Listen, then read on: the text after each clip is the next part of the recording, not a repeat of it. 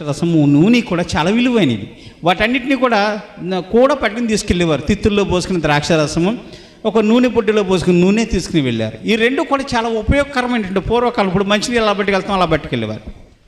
ఆ సమయంలో ఆ వ్యక్తికి ఆ ద్రాక్ష రసాన్ని తాగించి ఆ నూనె పోసి గాయములు కట్టి తనకి అనుకూలమైన ఒక ప్రాంతం, అదే పూర్వకాలం ఎలా ఉండేదంటే భోజనం పెట్టిన తర్వాత ఇంతని డబ్బులు ఇచ్చేవారు. ఒక పూట భోజనం పెడితే ఇంత.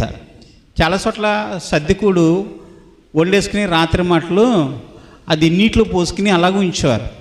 ఉదయాన్నే లేచి ఏదన్నా ఒక ప్రాంతానికి ఒక సెంటర్లోనో లేకపోతే ఊరి చివరి ఎక్కడ కూర్చునేవారు. ఊరి చివరి కూర్చున్నప్పుడు ఆ కుండలో అన్నం ఏదైతే ఉందో అన్నం ఒక ప్లేట్లో పెట్టి వచ్చిన వాడికి అన్నం దేవి దాంట్లో పెడితే ప్లేట్లో వేసి ఇస్తే వాడు ఇంత డబ్బులు ఇచ్చేవాడు. ఆ డబ్బులు ఏం చేసేవారు? అన్నం కుండలోనే వేసుకునేవారు, చిల్లర. అలాగా వచ్చిపోయేటువంటి వారికి అన్నం